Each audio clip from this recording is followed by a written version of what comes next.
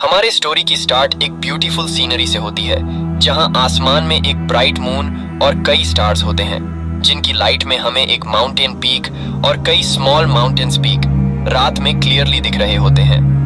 Highest mountain peak पर एक sect located होता है और वहीं माउंटेन पीक के नीचे कई स्मॉल हाउस होते हैं, जो शायद डिसिपल्स के पर्सनल यूज के लिए होते हैं।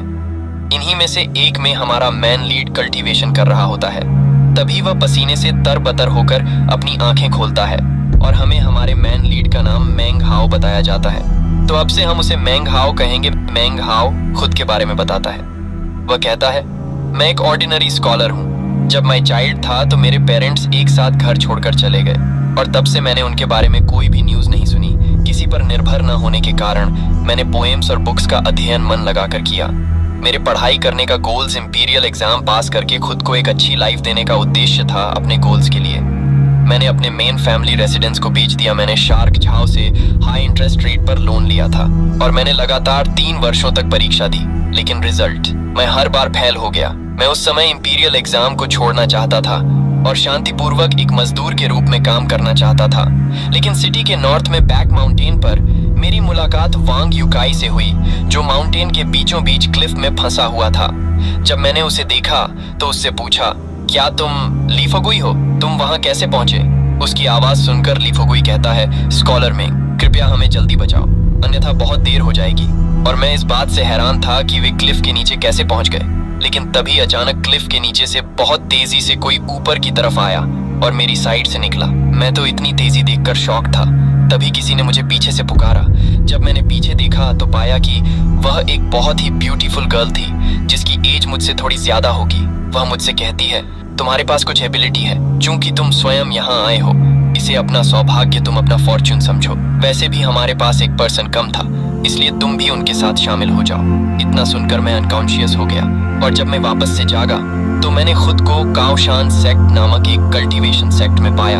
इंपीरियल एग्जाम में फेल होने और अपने भविष्य के लिए कोई आशा न होने के कारण भाग्य के एक मोड़ से मैं इमॉर्टल कल्टीवेशन के पाथ पर चल पड़ा और मैंने खुद से प्रॉमिस किया, मैं दूसरों से अलग दिखना चाहता हूँ और अब दूसरों का चेहरा देखते हुए नहीं जीना चाहता। मैं 4 सीज में घूमना चाहता हूँ और अपने पेरेंट्स को ढूंढना चाहता हूँ, जिन्होंने मुझे चाइल्डहुड में अकेला छोड़ दिया है, ताकि मैं उनसे एक्सप्लेनेशन मांग सकूं। मैं एक इंटरेस्टिंग लाइफ जीना चाहता हूँ, भले ही ये कल्टीवेशन का पाथ हेवेंस तक का हो।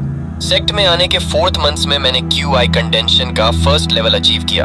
हालांकि मेरे पास एक्स्ट्रा ऑर्डिनरी टैलेंट नहीं था, लेकिन मैं फूलिश भी नहीं था। QI कंडेंशन का 1st लेवल अचीव करने के बाद एक सीनियर डिसिपल उस एरिया में आया जहां मैं और अन्य लेबर डिसिपल रहते हैं और उनसे मुझसे कहा, अब से तुम लेबर डिसिपल नहीं हो।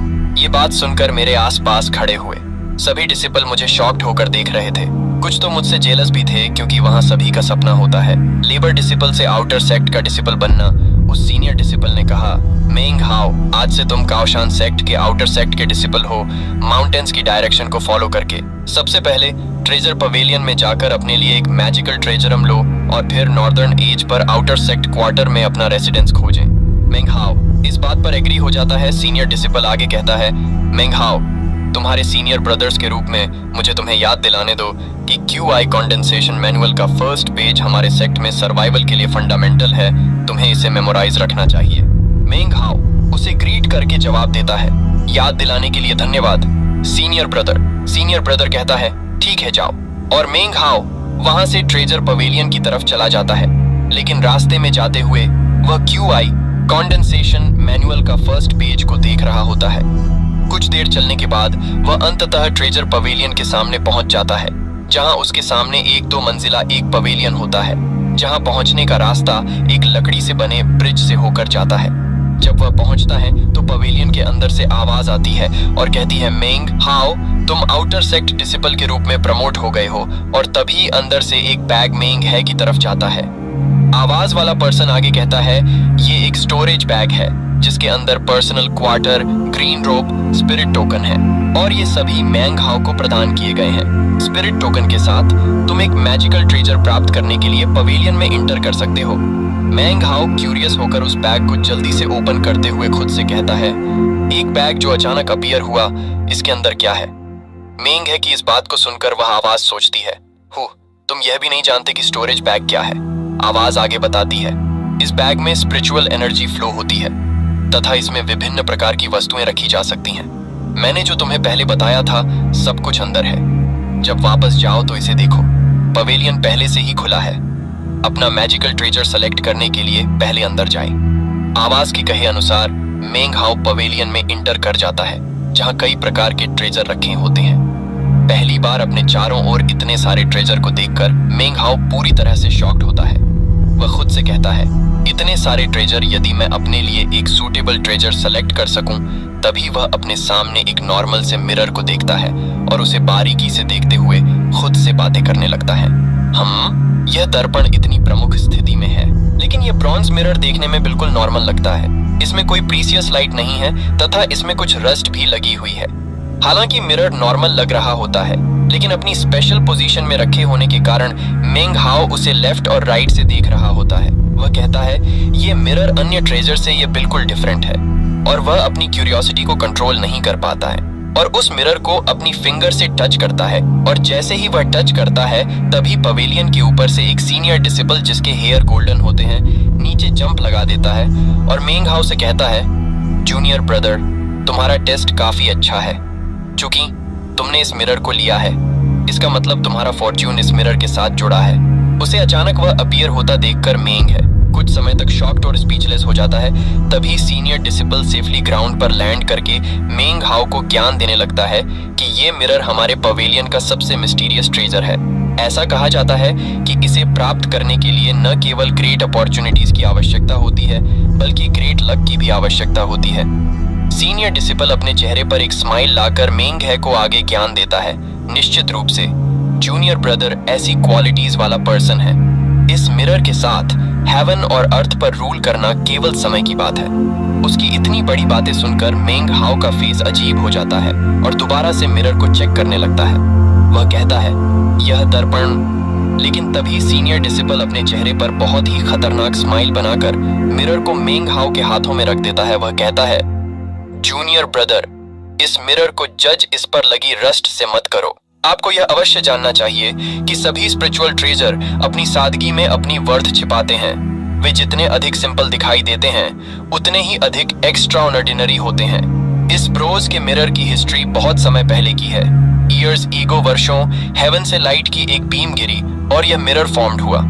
मिरर की इतनी ओल्ड हिस्ट्री जानकर मेंग हाओ उसे देख रहा होता है। सीनियर डिसिपल आगे बताता है, इसके अपीयर होते ही पूरे जाओ किंगडम में सनसनी फैल गई।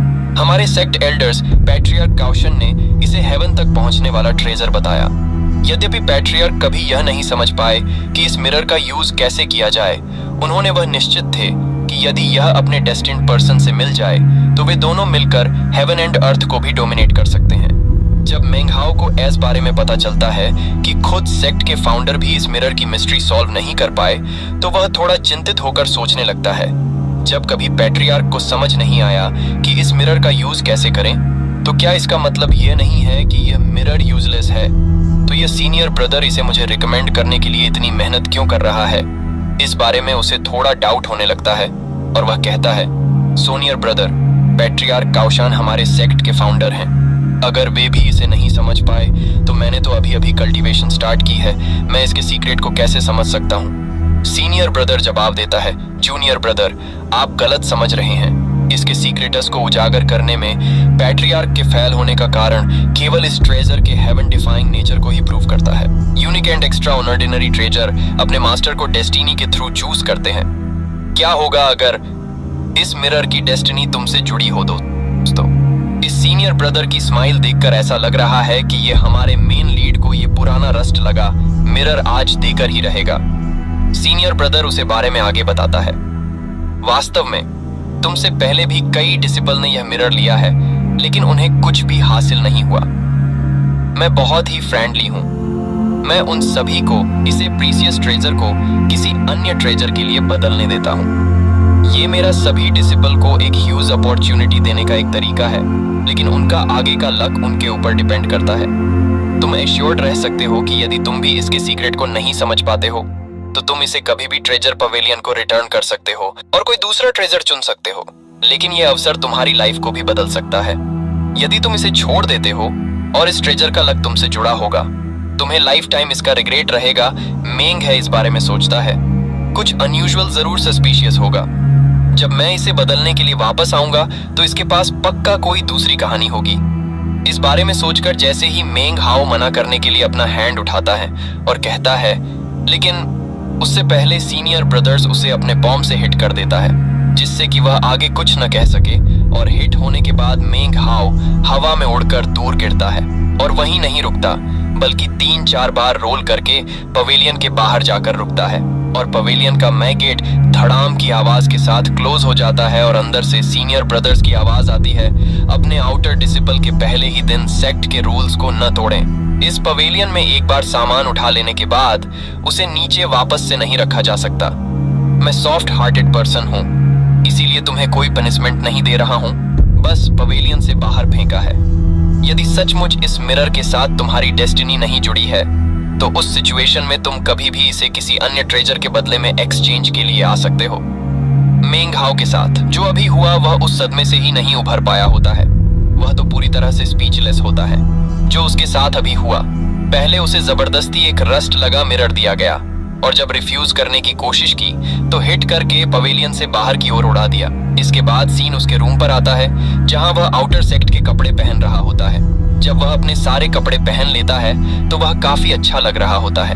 वह थोड़ी देर पहले के इंसिडेंट को याद करके खुद से कहता है, यहाँ के लोग लेबर क्वार्टर से ज्यादा विचित्र हैं, लेकिन यहाँ का एनवायरनमेंट लेबर क्वार्टर के से कहीं बेहतर है। अब से मैं मेंग हाओ युंजी काउंटी का स्कॉलर नहीं हूँ और न ही लेबर। अब मैं काओ सहान सेक्ट का एक आउटर डिसिपल हूँ। मैं अब से इमॉर्टल कल्टीवेशन के अपने पाथ पर चलूंगा।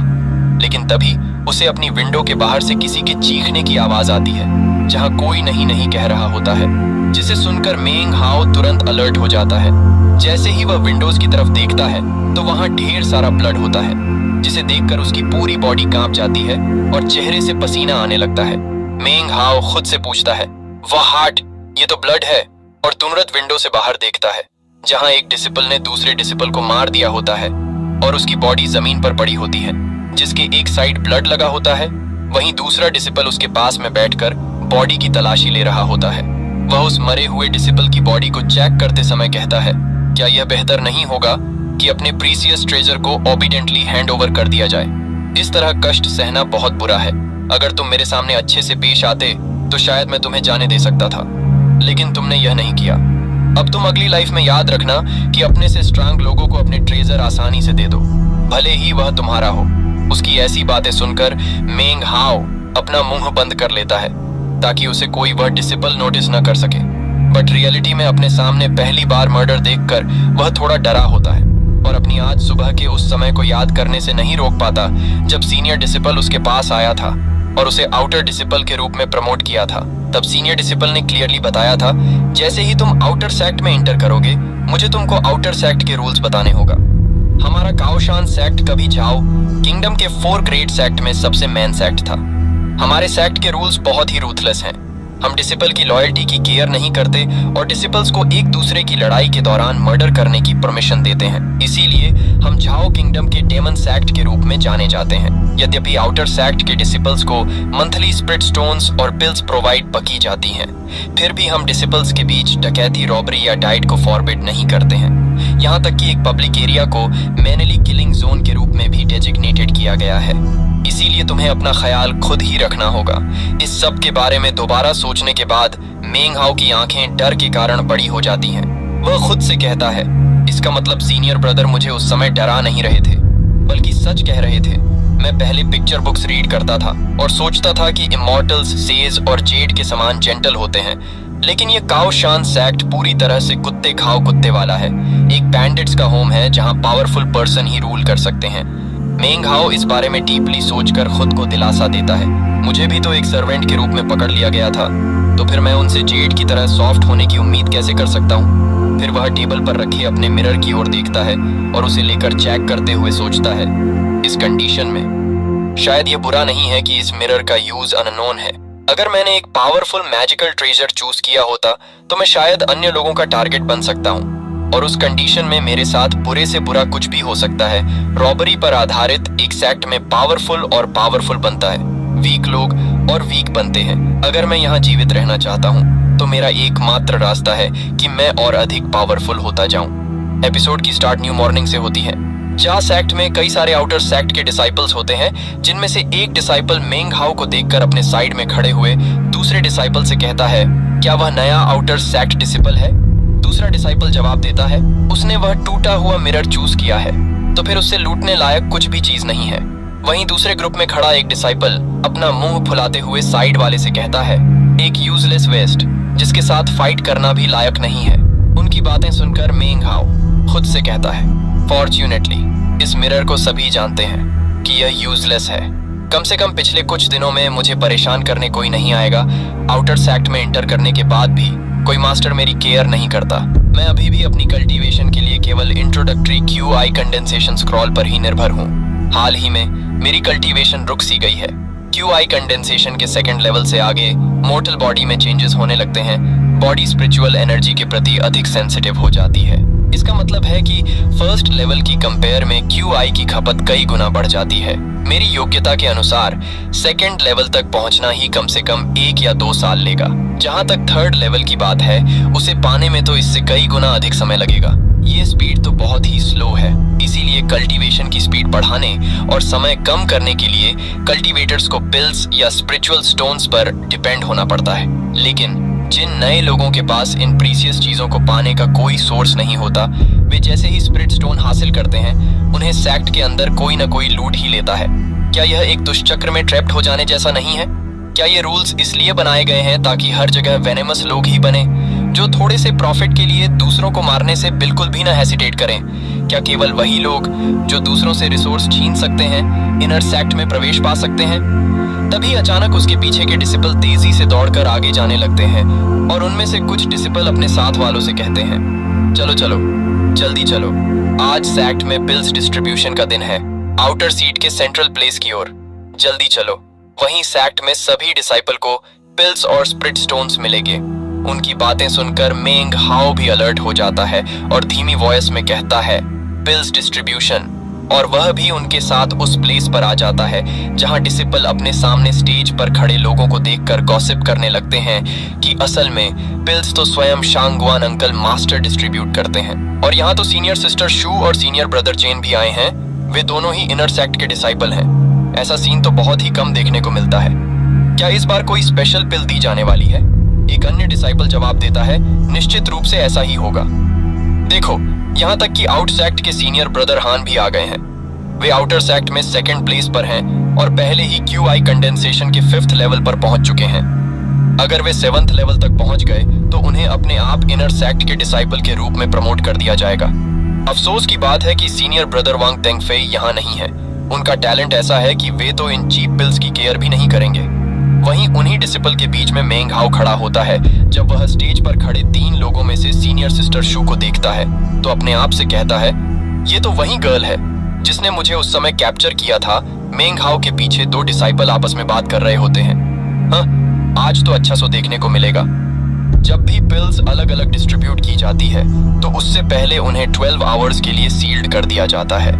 हाँ, और जैसे ही 12 आवर्स पूरे होते हैं, लोग उन्हें पाने के लिए ब्लडी फाइट शुरू कर देते हैं। मेंग हाउ जब इस बारे में सुनता है तो वह खुद से ही क्वेश्चन करता है, क्या अगर पिल्स तुरंत खाई नहीं जा सकती तो जाहिर है हर कोई उसे छीनने की कोशिश करेगा। मेंग हाउ इस कंक्लूजन पर पहुंचता है कि यह कोई रिवॉर्ड्स नहीं है, ये तो डिसाइपल्स के बीच एक और इंटरनल कंपटीशन करवाने का एक हिडन वे है। तभी शांगगुआन अंकल मास्टर जोर से चिल्लाकर सभी डिसाइपल्स को साइलेंट रहने को कहते हैं और खुद को इंट्रोड्यूस करते हैं, मैं शांगगुआन शिव हूँ। आज मैं यहाँ पिल्स डिस्ट्रीब्यूशन के लिए आया हूँ। आप में से हर किसी को एक कंडेंसिंग स्पिरिट पिल और आधा स्पिरिट स्टोन मिलेगा। इतना कहकर वह अपनी स्पिरिचुअल एनर्जी को कंट्रोल करके सभी को pills and spirit stones distribute करने लगता है और पिल्स एंड स्पिरिट स्टोन्स सभी के पास हाथों में जाने लगती हैं, जिसे पाकर सभी डिसिपल खुश हो रहे होते हैं। वहीं हमारा मेंग हाउ जब अपने हाथों में पहली बार पिल्स एंड स्पिरिट स्टोन्स देखकर सोचता है तो यही वह स्पिरिट स्टोन और पिल है। इतनी छोटी, बस उंगली के नाखून जितनी, लेकिन वाह कितनी ब्राइट और ट्रांसपेरेंट। देखते ही कोई भी कहे मन, मुझे यह चाहिए। और ये पिल्स पर जो हल्का सा अजीब निशान बना है, अरे यही तो वो 12 आवर्स की सील है जिसके बारे में सब बात कर रहे थे इन 2 ट्रेजर के साथ। अब मैं आखिरकार अपनी कल्टीवेशन की स्पीड बढ़ा सकता हूँ। मुझे इन्हें बहुत सावधानी से संभाल कर रखना होगा, कहीं कोई इन्हें मुझसे छीन न ले। शांगवान शू मास्टर एक येलो कलर की स्पेशल पिल को निकलकर सभी का ध्यान उस पर करने के बाद कहता है, और इसके मंथली रिसोर्स डिस्ट्रीब्यूशन के अलावा एक और चीज ये है। ड्रॉट स्पिरिट पिल इस नई पिल्स के बारे में पता चलने पर डिसिपल आपस में गॉसिप करने लगते हैं। जो पिल अलग से दी जा रही है वह असल में ड्रॉट स्पिरिट पिल है। ये QI कंडेंसेशन के 5th लेवल से ऊपर के कल्टीवेटर्स के लिए एक प्रीशियस ट्रेजर है। ये पिल्स सैक्ट के पास इतनी ज्यादा नहीं होंगी, फिर भी वे इसे हमें दे रहे हैं। जैसे ही यह पिल अपीयर हुई, अब पता नहीं इस बार आउटर सैक्ट में कितने लोग मरेंगे। मेंग हाओ खुद से कहता है, मुझे किसी भी पिल से फर्क नहीं पड़ता, बेहतर यही है कि सब फाइट करते रहें और मैं इस मैटर से पूरी तरह से बाहर रहूं। वह अपने रिसोर्स को कस के पकड़कर अपने फेस पर एक प्यारी सी स्माइल बनाकर खुद से कहता है, तुम दोनों लिटिल ट्रेजर ही मुझे चाहिए। शांगगवान मास्टर आगे बताता है, असल में आज ऐसी कोई बिल बांटी जानी नहीं थी, लेकिन यह सुनकर कि इस महीने एक लेबर डिसिपल आउटर सैक्ट में प्रमोट हुआ है, इससे यह ओल्ड मैन बहुत प्रसन्न हुआ। अगर हर महीना ऐसा ही होता तो काओशान सैक्ट जल्द ही पावरफुल हो सकता है।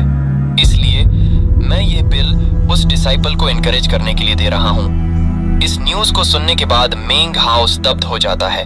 वहीं वह ड्रॉट स्पिरिट पिल उसकी ओर बढ़ने लगती है और जाकर मेंग हाओ के हाथों में रोकती है। अपने हाथों में इतनी प्रीशियस पिल को देखकर और इसके कंसीक्वेंसेस सोचकर पूरी तरह से पसीने से तरबतर हो जाता है।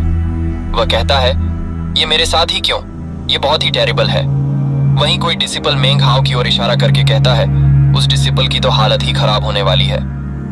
लास्ट टाइम QI कंडेंसेशन के 2nd लेवल पर मौजूद किसी डिसाइपल को वही पिल दी गई थी, लेकिन उसने एक पल के लिए उस पिल को दूसरों को देने के लिए हेसिटेट किया।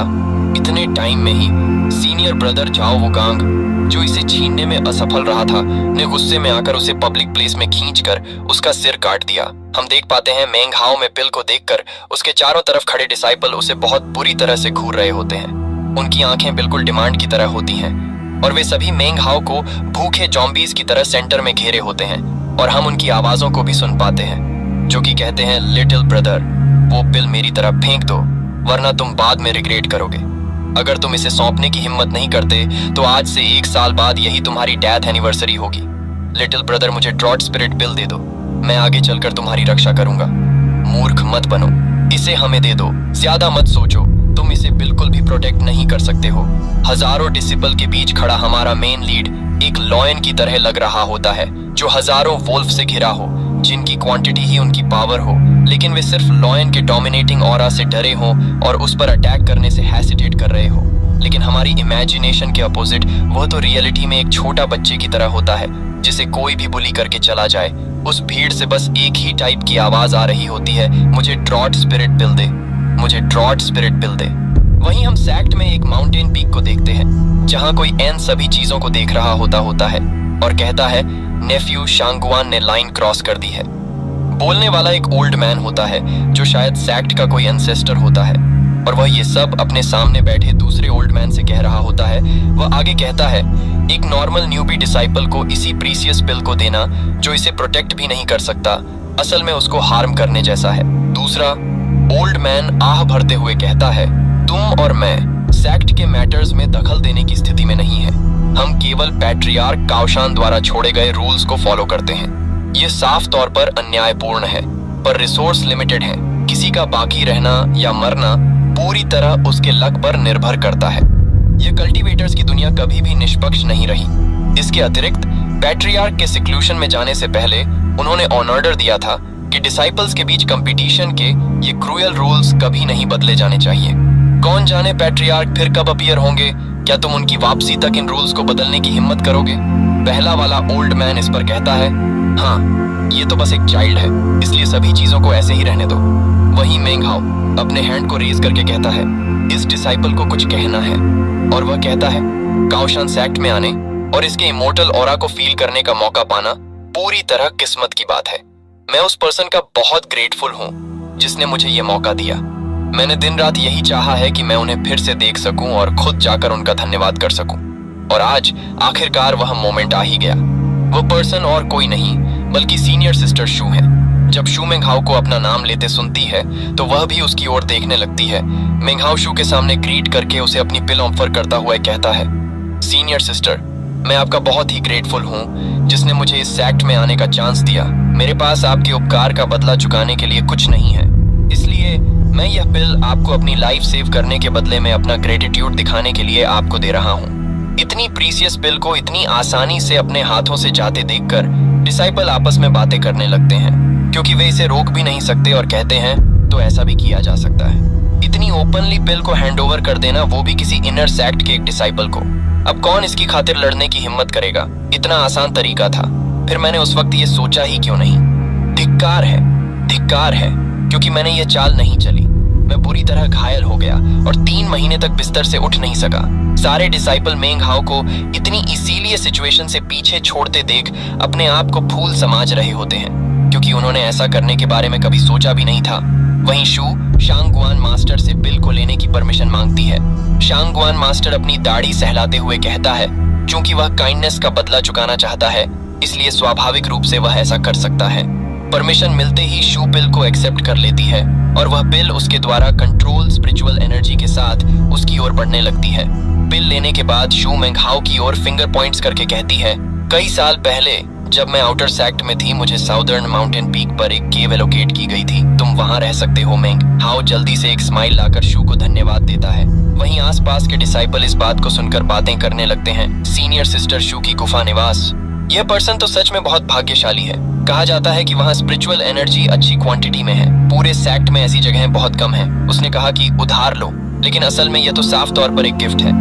सिर्फ उधार कह देने से उसने अनगिनत लोगों की ज्यूलसी और डाउट्स दोनों को दूर कर दिया। सच में उसे बिल देना पूरी तरह सही कदम साबित हुआ। धिक्कार है, मैंने उस वक्त ऐसा क्यों नहीं सोचा। इस तरह से मिसफॉर्च्यून को फॉर्च्यून में बदलते हुए देखकर दोनों एंसेस्टर्स हंसने लगते हैं और उनमें एक कहता है, यह लिटिल फेलो तो काफी इंटरेस्टिंग है। अभी अभी सेक्ट में इंटर हुआ है और पहले ही सरवाइव करना और अपॉर्चुनिटीज ढूंढना सीख गया। क्या यह उसकी नेचुरल हैबिट है? इतने कम समय में उसने काओशान सेक्ट का ट्रू नेचर समझ लिया। ये लड़का अच्छा है, वाकई बहुत अच्छा। इसके बाद मेंगहाओ उस केव के बाहर आ जाता है और अपने हाथ में पकड़े जेड स्लिप को देखकर कहता है, सीनियर सिस्टर शू ने जो जेड की स्लिप दी थी वही उस स्टोन के दरवाजे की होनी चाहिए। और वह स्पिरिचुअल एनर्जी से की को एक्टिवेट कर देता है, जिससे दरवाजा ओपन होने लगता है और केव के अंदर से डेंस स्पिरिचुअल एनर्जी बाहर की तरफ फ्लो होने लगती है। मेंगहाओ केव के अंदर चला जाता है, जहां एक पर्सन के रहने के लिए सब कुछ उपलब्ध होता है। क्यूआई के फ्लो को फील करने पर वह खुद से कहता है, कितनी अबंडेंट क्वांटिटी में स्पिरिचुअल एनर्जी है, ये बहुत अच्छा है। यही तो वह जगह है जहां इमर्टल्स लोग रहते हैं। और वह आगे जाकर एक वॉल्केनो टाइप के स्ट्रक्चर के पास जाकर उसे देखने लगता है, जिससे कि लगातार स्पिरिचुअल एनर्जी निकल रही होती है। मेंगहाओ सोचता है, यहाँ तो एक स्प्रिट स्प्रिंग भी है। हालांकि यह स्प्रिंग छोटा है और लगभग सूख चुका है, इसलिए ये क्यूआई कंडेंसेशन के 3rd या 4th लेवल से ऊपर के कल्टीवेटर्स के लिए ज्यादा यूजफुल नहीं है। लेकिन मेरे लिए, जो अभी क्यूआई कंडेंसेशन के 1st लेवल पर हूँ, यह स्थान फाउंडेशन स्ट्रॉन्ग करने के लिए सबसे बेस्ट प्लेस है। इस प्लेस का प्राइस वर्ड्स में डिफाइन नहीं किया जा सकता। ये तो एक ड्रॉट स्पिरिट पिल से भी कहीं अधिक मूल्यवान है। सीनियर सिस्टर शू का उपहार वाकई बहुत उदार है। इसके बाद हम अगले दिन का सुबह का सीन देखते हैं, जहां मेंगहाओ ने पूरी रात कल्टीवेशन की होती है और वह जब जागता है तो उसकी पूरी बॉडी से स्पिरिचुअल एनर्जी निकल रही होती है। अपनी बॉडी में आए चेंजेस को फील करने पर मेंगहाओ एक्साइटेड हो जाता है और खुद से कहता है, इस प्लेस पर एक रात में प्राप्त रिजल्ट लगभग 2 महीने की कल्टीवेशन के बराबर है। अगर मैं इस तरह कुछ और बार कल्टीवेशन जारी रखूं तो मैं क्यूआई कंडेंसेशन के 2nd लेवल में ब्रेक थ्रू कर सकता हूं और 2nd लेवल पर पहुंचकर मैं आखिरकार पहली इमोर्टल टेक्निक का उपयोग कर सकूंगा, जो क्यूआई कंडेंसेशन स्क्रॉल में रिकॉर्ड है। जब वह स्प्रिंग को देखता है तो पता है कि उसकी स्पिरिचुअल एनर्जी बहुत कम होती है। वह कहता है, लेकिन इस केव में स्पिरिचुअल एनर्जी अब पहले जैसी नहीं है। मैंने इसे शायद कल रात पूरी तरह एब्जॉर्ब कर लिया। फिर भी यहाँ जो स्पिरिट स्प्रिंग है, समय के साथ इसकी स्पिरिचुअल एनर्जी फिर से डेंस हो जाएगी। और वह खड़ा होते हुए खुद से कहता है, मुझे उस लिटिल फैटी को देखे हुए काफी समय हो गया है, मुझे जाकर उससे मिलना चाहिए। इसके बाद वह अपने प्लेस से बाहर आ जाता है और लिटिल फैटी के पास जाने लगता है। मेंगहाओ कहता है, इस केव के साथ मुझे अब रात में फैंटल अटैक होने का डर नहीं रहेगा। अगर मैं स्प्लिट स्प्रिंग का उपयोग करके कल्टीवेट करूं तो मैं अपने ही लेवल के अन्य कल्टीवेटर्स की कंपेयर में तेजी से पावरफुल बन जाऊंगा। समय के साथ मुझे अब हर किसी से छिपने की जरूरत नहीं पड़ेगी। कुछ महीनों बाद मैं ट्रेजर पवेलियन में जाऊंगा और इस ब्रोकन मिरर को किसी और चीज के लिए बदल दूंगा। रास्ते में आगे बढ़ते हुए उसे साइड की झाड़ियों में से किसी का मूवमेंट होना दिखता है और वह वहां देखने लगता है और गैस करके कहता है यह कोई विल्ड चिकन या रैबिट होगा। मैं इसे पकड़ लूंगा और उस लिटिल फैटी चाइल्ड के लिए कुछ डिलीशियस बनाऊंगा।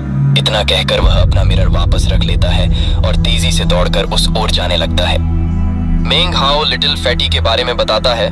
लिटिल फैटी का सरनेम ली है तथा उसका रियल नेम फुगुई है। वह सिटी के एक वेल्थी मर्चेंट का सन है। उसे छीन लिया गया और सीनियर सिस्टर शू द्वारा मेरे साथ काओशान सेक्ट में लाया गया। हम दोनों को एक ही रूम मिला था और साथ में मजदूरी का काम सौंपा गया। धिक्कार है, धिक्कार है। मुझे तो अपने फैमिली की एंसेस्ट्रल लैंड को इनहेरिट करना था, एक मास्टर बनकर रहना था, कई वाइफ और कंक्यूबाइन रखनी थी। मुझे यहाँ मजदूरी नहीं करनी चाहिए थी। शुरू में मैंने सोचा था कि लिटिल फैटी बस एक अलसी बिगड़ा अमीर बच्चा है, लेकिन असल में वह दिल का अच्छा और लॉयल पर्सन निकला। लिटिल फैटी ने मुझसे कहा था, तुम अपनी किताबों पर थोड़ा और ध्यान दो। जब तुम अपनी स्पिरिचुअल एनर्जी को कंट्रोल करना सीख लो तो क्यों ना मैं हमारे लिए खाने के एक कुछ शिकार पकड़ लाऊं। मैंने भी उसकी बात पर सहमति दे दी थी। उसने लकड़ी काटने के ज्यादातर काम में मेरी मदद की, जिससे मुझे बाकी मजदूरों की तुलना में सेक्ट की शुरुआती टेक्निक QI कंडेंसेशन स्क्रॉल को स्टडी करने के लिए ज्यादा समय मिला। इसी तरह मैं 4 महीनों के भीतर QI कंडेंसेशन की फर्स्ट लेवल तक पहुंच सका। इसके अलावा उस लिटिल फैटी के पास एक राज भी है। जब उसे बहुत भूख लगती है तो वह नींद में चलने लगता है और जो भी चीज सामने आती है उसे काटने लगता है। और हैरानी की बात यह है कि उसके दांत बहुत ही स्ट्रांग हैं। वह अपने दांतों से एक ठोस लकड़ी की मेज का कोना काट सकता है। उसके दांत सिंपल नहीं लगते। शायद उसे उसके इसी टैलेंट की वजह से पकड़ा गया हो और इस सेक्ट में लाया गया हो। हालांकि मैं इस बारे में ज्यादा निश्चित नहीं हूँ। सीन वापस प्रेजेंट में आता है जहां मेंग हाओ उसी तरफ देखकर मन ही मन गेस कर रहा होता है यह शायद एक चिकन हो या कोई वाइल्ड रैबिट। मैं उसी एक को पकड़कर लिटिल फैटी को खिलाऊंगा। थोड़ी देर की मेहनत के बाद वह उसे आखिरकार पकड़ लेता है और कहता है, तो यह एक चिकन है मेंग हाओ। काफी खुशी भी लग रहा होता है उस चिकन को पकड़ने के बाद।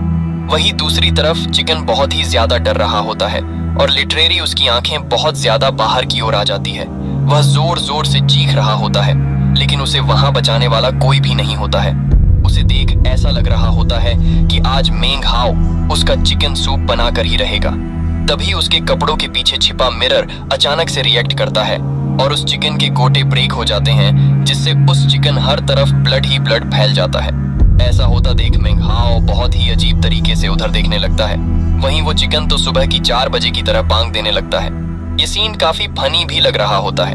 मेंग हाओ खुद से कहता है, क्या चल रहा है? क्या इस चिकन के गोटे अपने आप फट गए? नहीं, क्या यह मेरी वजह से है? मेरे कपड़ों में कुछ गर्म गर्म फील हो रहा है और वह अपने मिरर को अपने कपड़ों से निकाल लेता है और कुछ सोचकर एक और तेजी से दौड़ने लगता है, जहां उसे रास्ते में एक रैबिट मिलता है और उन दोनों का आई कांटेक्ट होता है। उससे पहले रैबिट वहां से भाग पाए, मेंग हाओ अपना मिरर उसकी तरफ कर देता है। मिरर में रैबिट की इमेज बनते ही उसके गोटे ब्लास्ट भी चिकन की तरह ब्लास्ट हो जाते हैं और वह वहीं मारा जाता है। इसी तरह मेंग हाओ एक फॉक्स स्क्विरल को भी मार देता है। पहली बार मिरर का यूज जानने पर उसकी आंखें खुशी से चमक रही होती हैं और चारों तरफ गोटों का ब्लड पड़ा होता है और हमें पता चलता है कि थोड़े ही समय में मेंग हाओ ने बहुत सारे एनिमल्स को मार दिया होता है, जिसमें boar, wolf, deer, lion, monkey जैसे एनिमल्स भी होते हैं। इन सब को देखकर वह खुद से कहता है, इतना ब्रूटल। ये मिरर सच में एक ट्रेजर होना डिजर्व करता है। मेंग हाओ मिरर को देखते हुए सोचता है, बस इस ट्रेजर की एक अजीब आदत है, ये एनिमल्स की गोटों को ब्लास्ट कर देने जैसा काम करता है। इसके बाद वह अपनी केव में वापस आ जाता है और बिस्तर पर बैठकर आज की हंटिंग के बारे में याद करके कहता है, इसने 5 बार टाइगर के गोटे और 2 बार वोल्फ के गोटों को ब्लास्ट किया, लेकिन यह पाइथन या रिवर फिश पर कुछ भी प्रतिक्रिया नहीं करता है। यानी जिस क्रिएचर की बॉडी पर स्केल्स होते हैं उस पर यह असर नहीं करता, लेकिन जिस पर घने फर हैं उस पर यह विशेष रूप से काम करता है। इसका तो शौक और भी अजीब निकला। और सबसे महत्वपूर्ण बात, क्रिम्सन फ्लेम डेमन ऐप, जो कि QI कंडेंसेशन के 2nd लेवल पर था और देखने में काफी विशाल लग रहा था, यहाँ तक कि उसके गोटे भी इस मिरर से नहीं बच सके। नो डाउट ये मिरर एक यूनिक मैजिकल ट्रेजर होगा। मेंग हाओ, इस सब के बारे में अच्छे से एनालाइज कर रहा होता है। वह मिरर को वापस देखने से खुद को रोक नहीं पाता और मिरर को देखते हुए कहता है, ये अब पहले से नया सा क्यों दिख रहा है? इस पर लगी रस्ट के निशान तो साफ तौर पर हल्के पड़ गए हैं। वह एक डेंजरस लुक बनाकर मिरर से कहता है, आखिर तू गोटे ब्लास्ट करने का इतना शौकीन क्यों है? लेकिन कोई ना, आज तू मेरे लिए लकी है तेरी वजह से। मुझे ये QI कंडेंसेशन के सेकंड लेवल का डेमन कोर मिला है और हम देखते हैं मेंग हाउ के हाथों में एक बिल की शेप का डेमन कोर होता है। उसके सारे ट्रेजर उसके टेबल पर रखे होते हैं, जिन्हें देखकर वह खुद से क्वेश्चन करता है। सैक्ट से मिली स्पिरिट कंडेंसिंग बिल, यह कीमती मिरर, सेकंड लेवल का डेमन कोर और सैक्ट से मिला आधा स्पिरिट स्टोन, यही सब कुछ है जो मेरे पास है। एक नए डिसिपल के लिए जिसने अभी अभी प्रवेश लिया है, ये काफी अच्छा माना जा सकता है ना? मेंग हाउ पिल और डेमन कोर को देखने लगता है और सोचता है, मुझे इनमें से पहले क्या लेना चाहिए, और वह डिसाइड करता है कि पहली बार मुझे संभवतः वही लेना चाहिए जो सैक्ट ने मुझे दिया था। इतना कहकर वह डेमन कोर को नीचे रखकर पिल को निगल लेता है। मेंग हाउ सोचता है तो यही एहसास होता है। पिल शरीर में जाते ही तुरंत घुल गई और धीरे धीरे स्पिरिचुअल एनर्जी की हल्की लहरों में बदलकर पूरे शरीर में फैल जाती है। पिल के डिसॉल्व होते ही वह कल्टीवेट करने लगता है ताकि उस स्पिरिचुअल एनर्जी को अपने शरीर में पूरी तरह मिला सके। पिल की एनर्जी को सही से यूज करने के बाद वह डेमन कोर को भी निगल लेता है, जिसकी पावर को फील करके उसे पसीना आने लगता है। वह सोचता है इसका मतलब डेमन कोर काफी पावरफुल होता है और इसे डायरेक्ट नहीं निगला जाता। ये सोचकर वह जल्दी से अपने बेड की तरफ भागता है और वहां बैठकर कल्टीवेशन स्टार्ट कर देता है। पूरे 1 घंटे कल्टीवेट करने के बाद उसकी पूरी बॉडी से गंदगी एक ब्लैक गैस के रूप में बाहर निकलने लगती है। गंदगी को बाहर निकलता देख कहता है, इसका मतलब डेमन कोर ऑलमोस्ट एब्जॉर्ब हो चुका होता है। मेंग हाउ भी अपने अंदर ये सब फील कर पा रहा होता है। वह खुद से कहता है, मैं लापरवाह हो गया था, लेकिन आखिरकार ये खत्म हो गया।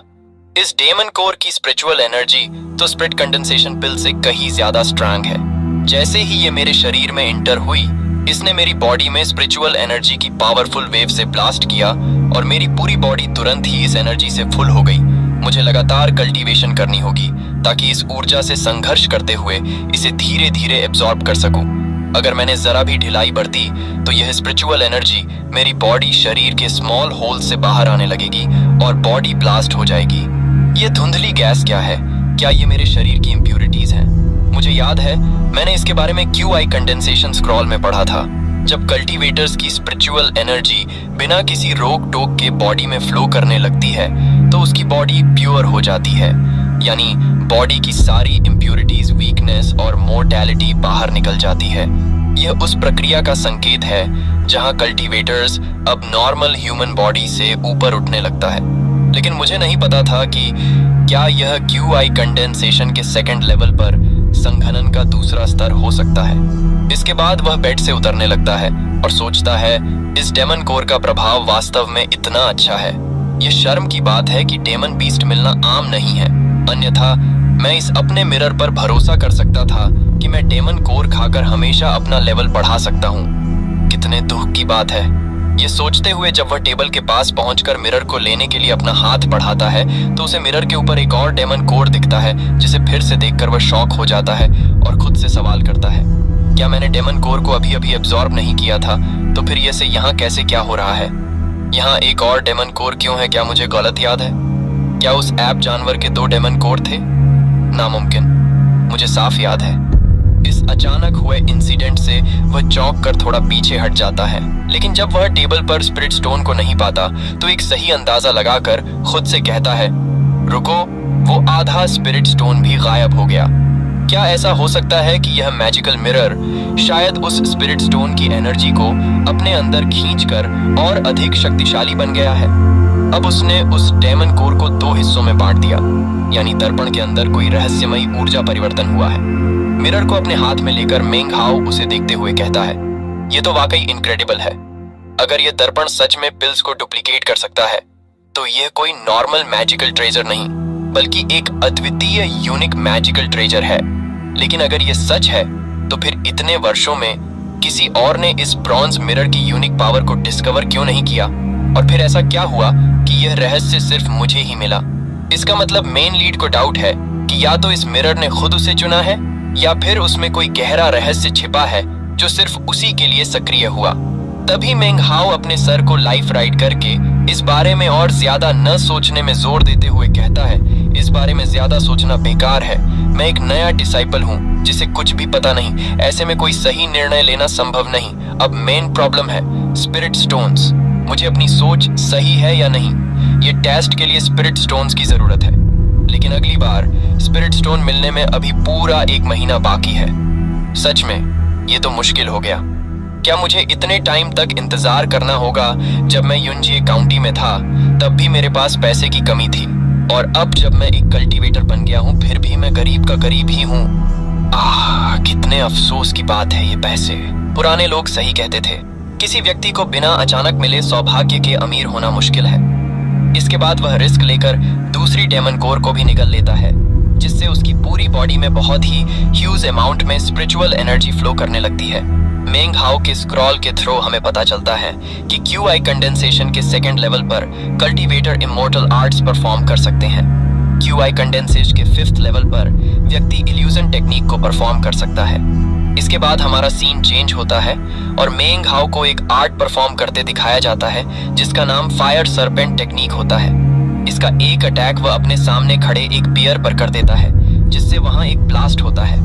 लेकिन उस अटैक से बियर को बस थोड़ी सी चोट आई होती है, ज्यादा कुछ नहीं होता, जिसे देखकर मेंग हाओ डर के साथ सोचता है फायर सरपेंट टेक्निक भी इस बियर को किल नहीं कर सकती। इसके बाद वह जल्दी से अपने मिरर को एक्टिवेट कर देता है, जिससे बियर के गोटे ब्लास्ट हो जाते हैं और वह काफी पेन में भी होता है। मेंग हाओ कहता है, प्रीसियस मिरर, मैं तुम पर भरोसा कर रहा हूँ। थोड़ी देर में वह वाइल्ड बियर मर जाता है और मेंग हाओ को उसका डेमन कोर मिल जाता है। वह कहता है, मैं केवल एक डेमोनिक बीस्ट को खोजने के लिए माउंटेन्स में इतनी दूर तक चला आया, कम से कम यह एक व्यर्थ यात्रा तो नहीं थी। इस बीस्ट कोर के साथ मैं अगले पिल्स डिस्ट्रीब्यूशन के टाइम पर उसे रिपीट करने के लिए सैक्ट द्वारा वितरित स्पिरिट स्टोन का उपयोग करने में सक्षम हो जाऊंगा। मेरा अनुमान है कि यदि मैं 3 या 5 और प्राप्त कर सकूं, तो मैं क्यूआई कंडेंसेशन के 3rd लेवल तक पहुंचने में सक्षम हो जाऊंगा। वापस लौटने का समय हो गया है इन बंजर माउंटेन्स में, और अंदर जाना मेरी कल्टीवेशन के साथ डेंजरस हो सकता है। इतना कहकर वह वापस जाने के लिए मुड़ जाता है। इसके बाद हमारा सीन 10 दिन बाद बिल डिस्ट्रीब्यूशन का दिखाया जाता है, जहां पर पिछले बार के जैसे ही बहुत सारे डिसाइपल कलेक्ट होते हैं और उन्हीं के बीच हमारा मेंग हाओ भी होता है। मेंग हाओ अपने आसपास देखकर खुद से कहता है, हर कोई इस बिल डिस्ट्रीब्यूशन में भाग नहीं ले सकता। लेकिन शांगगुआन मास्टर की निगरानी में सब कुछ अब बहुत व्यवस्थित है। थोड़ी देर में उसे भी स्पिरिट स्टोन मिल जाता है, जिन्हें वह अपने ट्रेजर बैग में संभाल के रख लेता है और वहां से जाते हुए सोचता है, मुझे आधा स्पिरिट स्टोन मिला है। डेमन कोर पाने के बाद अब ये क्यूआई कंडेंसेशन पिल्स ज्यादा उपयोगी नहीं लगती। लेकिन तभी वह कुछ शोर सुनता है, लेकिन जब वह उस ओर देखता है तो पाता है कि 2 डिसाइपल मिलकर एक दूसरे डिसाइपल को मार रहे होते हैं, जो कि उसके ट्रेजर छीनने के लिए कह रहे होते हैं। मेंग हाओ यह देखकर कहता है, लोग तो अभी अभी मिली पिल्स लेकर बाहर भी नहीं निकले और पहले ही एक दूसरे को लूटना शुरू कर दिया गया है। वह अपनी चलने की स्पीड को बढ़ा देता है और वह सोचता है, पिछली बार मैं सुरक्षित इसलिए बच गया था क्योंकि सब सीनियर सिस्टर सू की रेपुटेशन से डरते थे। लेकिन वक्त के साथ लोग समझ जाएंगे कि सीनियर सिस्टर सू और मेरे बीच असल में कोई गहरी पहचान नहीं है। मुझे अभी खुद को जल्दी मजबूत बनाना होगा ताकि मैं अपनी प्रोटेक्शन कर सकूं। अगर इस ब्रॉन्ज मिरर की पावर सच में रियल है तो कुछ ही महीनों में देखेंगे कौन किसे लूटता है। लेकिन ये ब्रॉन्ज मिरर वाकई अजीब चीज है। मैंने इसे कुछ सीनियर ब्रदर्स पर छिपकर आजमाया, पर कोई रिएक्शन ही नहीं हुआ। मुझे लगता है कि यह मिरर केवल घने फर वाले बीस्ट पर ही काम करता है। इस सब के बारे में सोचते हुए वह सुनसान जगह पर पहुंच जाता है, लेकिन तभी वह अपने सामने पेड़ के पीछे छिपे एक पर्सन को देखता है, जो कि एक डिसाइपल होता है। मेंग हाओ उसे पॉलिटिकली ग्रीट करके कहता है। सीनियर ब्रदर झाओ को यह जूनियर डिसाइपल ग्रीट करता है और वह मन ही मन डरते हुए सोचता है, ओह माय गॉड, ये तो क्यूआई कंडेंसेशन के 3rd लेवल पर है। ये आदमी निर्दयी और क्रूर है। कहा जाता है कि उसने रिसोर्स के लिए कई लो लेवल डिसाइपल्स को मार दिया है। उसे अपना नाम लेते देख सीनियर ब्रदर झाओ कहता, तुम मेरी पहचान जानते हो, इसलिए ज्यादा कुछ कहने की जरूरत नहीं। अपनी पिल और स्पिरिट स्टोन्स जल्दी से मुझे सौंप दो। ये सुनकर मेंग हाओ जल्दी से उसके सामने झुक जाता है और कहता है, प्लीज सीनियर ब्रदर झाओ, थोड़ी दया दिखाइए। मैंने तो बस अभी अभी ये स्पिरिट स्टोन्स और पिल हासिल की हैं। क्या आप मुझे थोड़ा और समय दे सकते हैं? ये सुनकर वह कहता है, ओह ठीक है, है, आज से मैं तुम्हारी केव जहाँ तुम कल्टीवेट करते हैं मैं वहीं रहूंगा। बाहर सबको लगेगा कि हम सिर्फ नॉर्मल डिसाइपल हैं, लेकिन अंदर उस गुफा में तुम मेरे सर्वेंट बनोगे। अगर तुम हिम्मत करके बस एक बार भी ना कह दोगे तो आज मैं तुम्हें दिखा दूंगा कि काश तुम मर जाते का मतलब क्या होता है। और वह मन ही मन सोचता है, मैंने अभी अभी 3rd लेवल में ब्रेक थ्रू किया है और अपनी कल्टीवेशन को स्टेबल करने के लिए अब मुझे बहुत बड़ी मात्रा में स्पिरिचुअल एनर्जी की सख्त जरूरत है। ये मेंग हाउ की केव मेरी जरूरतों के लिए बिल्कुल परफेक्ट प्लेस है, लेकिन अगर सीनियर सिस्टर शू आकर मुझसे हिसाब मांग लेंगी तो सब समझाना मुश्किल होगा। इसलिए मैं इस मेंग हाउ को कुछ समय के लिए सेवक की तरह रखूंगा। अगर सीनियर सिस्टर शू कुछ नहीं पूछती तो तब मैं उसे मार दूंगा। तभी मेंग हाउ घबराते हुए जवाब देता है, ये केव सीनियर सिस्टर शू की है, मैं कैसे उनके लिए फैसला करने की हिम्मत कर सकता हूँ। कृपया। ये सुनकर सीनियर ब्रदर्स जाओ उस पर चिल्लाते हुए कहता है, तुम शर्मनाक कमीने, और अपने हाथ से उस पर अटैक कर देता है, जिसके जवाब में मेंग हाउ फायर सरपेंट टेक्निक का यूज करता है, जिसके कारण फायर से बना सरपेंट सीनियर ब्रदर्स जाओ की ओर बढ़ता है और जाकर उससे टकराता है, जिससे कि वहां एक ब्लास्ट होता है। इसी बीच मेंग हाउ वहां से भाग जाता है और जब सीनियर ब्रदर्स जाओ के सामने का व्यू क्लियर होता है तो मेंग हाउ वहां नहीं होता। सीनियर ब्रदर्स जाओ उस टेक्निक को याद करके थोड़ा डरते हुए मन ही मन कहता है, फायर सरपेंट आर्ट। वह कितनी तेजी से क्यों आई कंडेंसेशन के 2nd लेवल तक पहुंच गया है। वह तो बस कुछ ही दिन पहले आउटर सेक्ट में शामिल हुआ था। बिल्कुल सही, ये सीनियर सिस्टर शू की केव की वजह से है और यही तो कारण है कि मुझे इसे छीन लेना चाहिए। इतना सोचकर वह अपने फेस पर एक स्माइल लाकर धीरे से कहता है, बीस्टिफिकेशन आर्ट, जिससे कि वह ट्रांसफॉर्म होने लगता है। उसकी पूरी बॉडी पर फर निकल आते हैं और नाखून नुकीले और बड़े हो जाते हैं। वहीं दूसरी ओर मेंग हाउ तेजी से भाग रहा होता है। उसके फेस पर हम डर क्लियरली देख सकते हैं, लेकिन तभी सीनियर ब्रदर्स झाओ उसके पीछे आ जाता है। वह कहता है, तू लिटिल बास्टर्ड, हम इन वीरान पहाड़ों में बिल्कुल अकेले हैं। तू खुद की मौत को बुला रहा है, तो आज मैं तेरी ये इच्छा पूरी कर दूंगा। इतना कहकर वह अपने हाथ से मेंग हाउ पर अटैक कर देता है, जिससे कि मेंग हाउ जाकर दूर गिरता है और खुद को स्लिप होने से रोकने के लिए जमीन पर फोर्स लगाता है, जिससे वह कुछ दूरी पर रुक जाता है। सीनियर ब्रदर्स झाओ उससे कहता है, तुम मेरी 3rd लेवल की बेस्टिफिकेशन टेक्निक से मरने वाले पहले इंसान बनोगे। मेरी इस टेक्निक से मरने पर तुम्हारी मौत व्यर्थ नहीं जाएगी। जब मेंग हाउ उस टेक्निक का नाम सुनता तो उसका नाम रिपीट करते हुए कहता है, बेस्टिफिकेशन टेक्निक। तो इसकी वजह से ये एक डिमोनिक बीस्ट में चेंज हो गया है। इसकी बॉडी पर भी ट्रांसफर है। क्या ऐसा हो सकता है? ये कहकर वह अपना हाथ धीरे से अपने पॉकेट के पास ले जाता है, जहां से वह अपने मिरर को बाहर निकाल लेता है। मिरर को लेकर मन में कहता है, इस ब्रॉन्ज मिरर को निश्चित रूप से वर्क करना चाहिए, वरना आज मैं नहीं बचूंगा। जिसके बाद वह मिरर को उसकी ओर कर देता है और मिरर अपना निशाना सीधे उसके कोटों को बनाता है, जिससे उसे बहुत तेज पेन होता है और वह जमीन पर गिर जाता है। लेकिन वह उस पेन को कंट्रोल करने की कोशिश कर रहा होता है, लेकिन ये सब मिरर के सामने वेस्ट होता है, क्योंकि उसने तो पहले से अपने टारगेट को लॉक कर लिया होता है। सीनियर ब्रदर्स झाओ अपने पिछवाड़े पर हाथ रखकर दांत पीसते हुए कहता, तुम लिटिल बास्टर्ड, तुमने मेरे साथ क्या किया? मेंग हाउ उसे पेन में देखकर खुद से कहता है, इस मिरर ने वाकई में वर्क किया। लेकिन वह अभी भी अलर्ट होता है और मिरर को दोबारा उस पर फोकस करके उससे कहता है, सीनियर ब्रदर झाओ, आज के लिए यहीं खत्म कर लें। मैं तुम्हारे साथ मुश्किल नहीं करूंगा और तुम भी मेरे साथ मुश्किल पैदा नहीं करोगे, ठीक है? उसकी ये बात सुनकर सीनियर ब्रदर झाओ उस पर चिल्लाते हुए कहता है, तुम लिटिल बास्टर्ड, मैं आज तुम्हें मारकर ही छोड़ूंगा और उसके बाद मैं माउंटेन उतरकर तुम्हारे घर जाऊंगा और तुम्हारी पूरी फैमिली को मार दूंगा। मैं तुम्हारे पेरेंट्स और पूरे क्लेन को ह्यूमिलिएट करूंगा। मैं तेरे पूरे क्लेन को यही सेम पेन फील कराऊंगा और वे इस पेन को सहते हुए मरेंगे। मेंग हाउ शांति से जवाब देता है, तुम मुझे लूटने आए थे, तुमने मुझे धक्का दिया। मैं तो यह शांतिपूर्ण तरीके से सुलझाना चाहता था और तुम मेरी पूरी फैमिली को मार डालना चाहते हो। लेकिन पेन के कारण वह मेंग हाउ की कोई बात नहीं सुनता, बस एक ही बात रिपीट करता रहता है, मैं तुम्हें मार डालूंगा, तुम्हें मार डालूंगा और तुम्हारी पूरी फैमिली को भी, किसी को भी नहीं छोड़ूंगा। उसकी धमकी भरी बात सुनकर मेंग हाउ अब और नहीं रुकता, बल्कि मिरर में स्पिरिचुअल एनर्जी फ्लो करके उसे सीनियर ब्रदर्स झाओ पर अच्छे से कंसंट्रेट करने लगता है और कहता है, अगर ऐसा ही होगा तो ठीक है, मैं अब तुम्हें और नहीं समझाऊंगा। और वहीं दूसरी ओर सीनियर ब्रदर झाओ अपने प्राइवेट पार्ट को दोनों हाथों से कसकर पकड़कर पेन को कंट्रोल करने की कोशिश कर रहा होता है। वह इसे रोकने के लिए काफी ज्यादा फोर्स लगा रहा होता है, जिससे कि उसके हाथों की वेंस टाइट होने लगती हैं और वे ब्लास्ट कर जाती है, जिससे उनसे ब्लड बाहर आने लगता है और वह जोर की एक चीख मारता है। जैसे ही वह हिम्मत करके खड़ा होकर मेंग हाओ पर अटैक करने के लिए बढ़ता है, वह अपने गोटों को ब्लास्ट होने से और नहीं रोक पाता और आखिरकार वे ब्लास्ट हो जाते हैं, जिससे उसके पिछवाड़े से एक बल्ट की पिचकारी सी चल जाती है। मेंग हाओ इतना भयावह मंजर देखकर दहल जाता है और उसके हाथों से मिरर छुटकर नीचे गिर जाता है और एक क्षण के लिए वह स्पीचलेस खड़ा रह जाता है। वहीं उसके सामने सीनियर ब्रदर झाओ की डेड बॉडी पड़ी होती है, जिसे देखकर मेंग हाओ सोचता है, मैंने पहली बार एक ह्यूमन को किल किया है। मेंग हाओ डेड बॉडी को देखकर खुद से कहता है, इस सीनियर ब्रदर झाओ ने ही मुझे पहले उकसाया था। मैंने तो बस सेल्फ डिफेंस में पलटवार किया। उस दौरान मैं बहुत ही पोलाइट भी था। मेरा कोई मारने का इरादा नहीं था। मैं सुलह करना चाहता था, पर उसने मना कर दिया और मेरी फैमिली को मारने की भी धमकी दी, जिस कारण मैंने उसे मार दिया।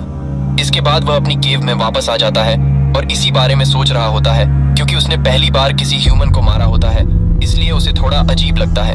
वह कहता है, मेरे पास सीनियर ब्रदर को मारने का कारण था और मैंने यह सब अपने सर्वाइवल के लिए किया। पूरी कल्टीवेशन की दुनिया ऐसी ही है। वह मरने के लायक था। इस तरह उसने अपने को समझा लिया कि यह गलत नहीं था। वह अपने पास से एक स्टोरेज बैग निकलते हुए कहता है, छोड़ो, ज्यादा सोचना बेकार है। सेक्ट में जिंदा रहने का नियम यही है, मजबूत कमजोरों का शिकार करते हैं।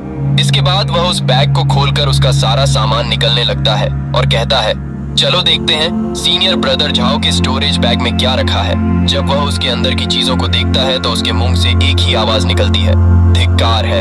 8.5 स्पिरिट स्टोन, 7 कंडेंसिंग स्पिरिट पिल। ये आदमी तो भारी संपत्ति लेकर चलता था और उसके पास से मेंग हाओ को एक स्वॉर्ड भी मिलती है। मेंग हाओ स्वॉर्ड को लेकर चेक करने लगता है और अपने आप से कहता है, यह स्वॉर्ड यही थी जिसने मेरी फायर सरपेंट टेक्निक को रोका था। उसके दूसरे हाथ में एक टोकन जैसा पीस होता है, जिसे देकर वह कहता है, ये हड्डी का टुकड़ा। ये क्या है? इस पर कुछ लिखा हुआ है, धिक्कार है। ये तो किसी बीस्ट में ट्रांसफॉर्म होने की टेक्निक है, लेकिन मैं इसे पढ़ नहीं सकता। अगर इस पर प्रयोग करते टाइम उस ब्रॉन्ज मिरर ने मुझे निशाना बना लिया तो मैं तो गया काम से। मेरे गोटे भी सीनियर ब्रदर जैसे ब्लास्ट हो जाएंगे। इस बारे में इमेजिन करके ही वह डर जाता है और टॉपिक को चेंज करके कहता है, चूंकि यहाँ इतने सारे स्पिरिट स्टोन हैं और एक डेमन कोर भी है, तो चलो अपने पुराने एक्सपेरिमेंट को आजमा कर देखते हैं। पहले वह मिरर को निकलता है और उसके ऊपर एक डेमन कोर को रख देता है, जिसके बाद एक हाफ स्पिरिट स्टोन को भी मिरर पर डेमन कोर के पास में रखते हुए कहता है, देखते हैं। हाफ स्पिरिट स्टोन अगर डेमन कोर को कॉपी कर पाया तो इसका मतलब होगा कि मैंने पहले जो भी गेस किया था वह सब सही था। उन दोनों को रखे हुए 30 मिनट्स हो जाते हैं, लेकिन कुछ भी नहीं होता।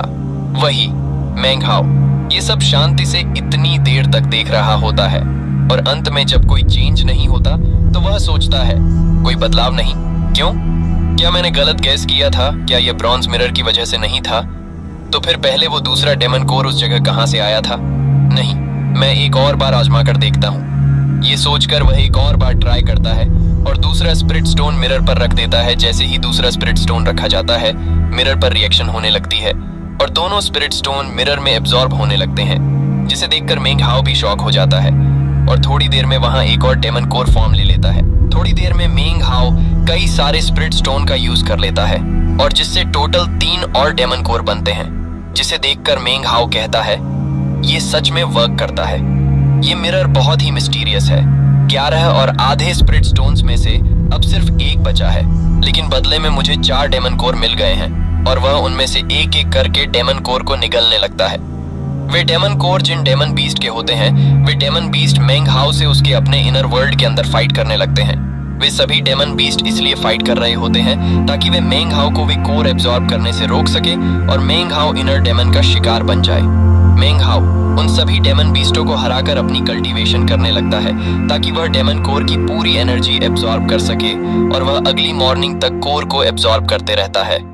अगली मॉर्निंग जब उसकी कल्टीवेशन फिनिश होती है तो वह फायर सरपेंट टेक्निक को अपने हाथ में एक्टिवेट करके इसकी बढ़ी हुई पावर चेक करने लगता है, जिसकी पावर QI कंडेंसेशन के 3rd लेवल के पीक पर होती है, जिसे देखकर मेंग हाओ खुश होकर कहता है, उफ, मैंने तो ये उम्मीद ही नहीं की थी कि मैं एक ही बार में 3rd लेवल के पीक तक पहुंच जाऊंगा।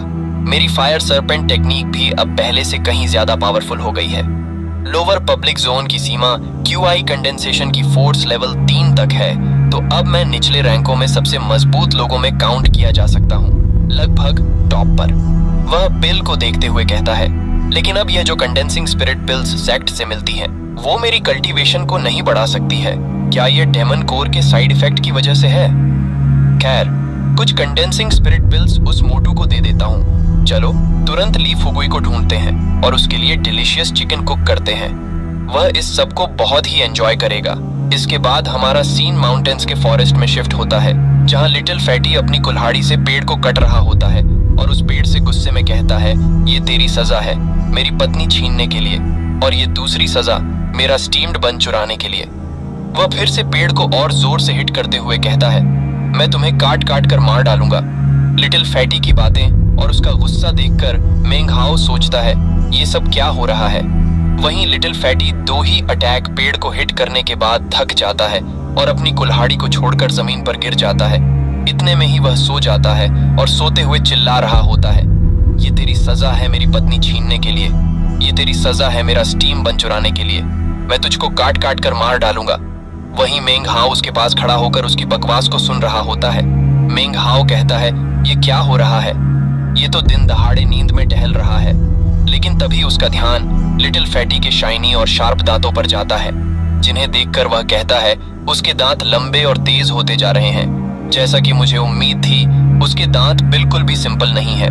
थोड़ी देर में फैटी की आंखें खुल जाती हैं और वह बैठकर कहता है, वाओ, ये वाइल्ड चिकन के जलने की महक कहाँ से आ रही है।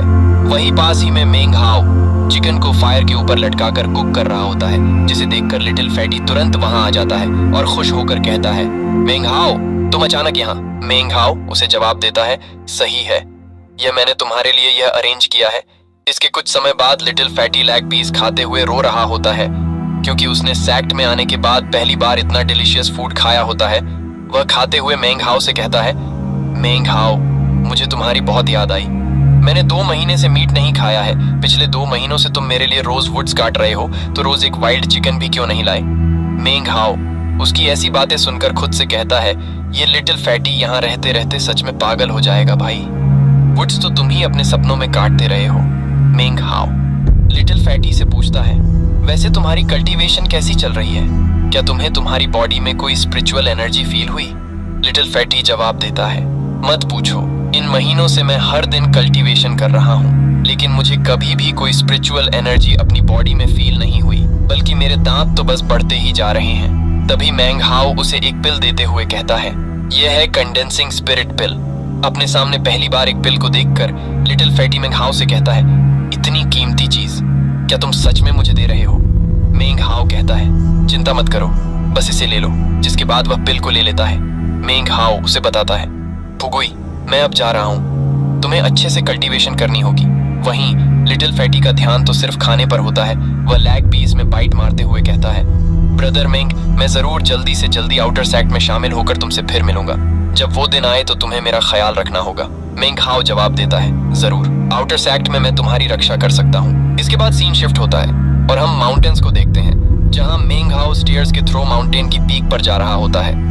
वह अपने नीचे देखकर कहता है, यहाँ हमेशा फॉग रहता है। वहीं उसके सामने 3 डिसाइपल आ रहे होते हैं, जो कि आपस में बातें कर रहे होते हैं, जिनमें राइट वाला डिसाइपल बीच वाले से कहता है, जिसका नाम वांग होता है, सीनियर ब्रदर वांग। मैंने सुना है कि इनर सेक्ट डिसिपल बनने की परीक्षा शुरू होने वाली है, तो मैं पहले से ही आपको बधाई देने आया हूँ। लेफ्ट वाला डिसाइपल भी तभी जल्दी से चापलूसी करके कहता है, हाँ, जब सीनियर ब्रदर वांग ने पहली बार सेक्ट में प्रवेश किया था तो आपका नाम दूर दूर तक फैल गया था। 3 ग्रेट सेक्ट ने आपको अपने यहाँ लेने की कोशिश की, लेकिन आपने खुद हमारे काओशान सेक्ट को चुना। अब जब सीनियर ब्रदर की कल्टीवेशन QI कंडेंसेशन के 6th लेवल तक पहुंच चुकी है, ये आने वाली इनर सेक्ट की परीक्षा वास्तव में आपके लिए ही रखी गई है। जब आप इनर सेक्ट में प्रवेश कर लेंगे तो आपके लिए सीनियर सिस्टर शू और सीनियर ब्रदर चेन को सरपास करना बस समय की बात होगी और आप हमारे काओशान सेक्ट के असली नंबर 1 डिसाइपल बन जाएंगे। वहीं मेंग हाओ खड़ा होकर उन्हें देख रहा होता है और उनकी बातें भी सुन रहा होता है। सीनियर ब्रदर वांग उन दोनों डिसिपल की चापलूसी भरी बातें सुनकर उनसे कहता है, बेवजह बातें मत करो। सीनियर सिस्टर शू एक असाधारण प्रतिभा है और सीनियर ब्रदर चेन तो पूर्णतः दांव के प्रति समर्पित हैं। वे दोनों ऐसे फेलो डिसाइपल हैं जिनकी मैं डीपली रिस्पेक्ट करता हूँ। उसके लेफ्ट वाला डिसाइपल कहता है, सीनियर ब्रदर सही कहते हैं, मैंने अपनी गलती समझ ली है, मुझे माफ करें। तभी वांग का ध्यान मेंग हाओ पर जाता है और वह उसे देखने लगता है। अपनी ओर देखता देख मेंग हाओ जल्दी से उसे ग्रीट करता है, लेकिन जब वह वापस से अपने सर को ऊपर करके अपने सामने देखता है तो वे लोग वहां गए नहीं होते, बल्कि बहुत आगे निकल गए होते हैं। जब मेंग हाओ का ध्यान वांग के पैरों में जाता है तो वह पाता है कि सीनियर वांग चल नहीं रहे, बल्कि जमीन से थोड़ा ऊपर फ्लोट कर रहे हैं, और वह इस बारे में सोचे बिना नहीं रह पाता। वह अपने मन में कहता है, तो वो ही है सीनियर ब्रदर वांग टेंगफेई। वो जो चलते समय हवा में फ्लोट करते हुए दिख रहे हैं, वो जरूर विंड वॉकिंग टेक्निक होगी, जो केवल क्यू आई कंडेंसेशन के 5th लेवल पर पहुंचने के बाद ही सीखी जा सकती है।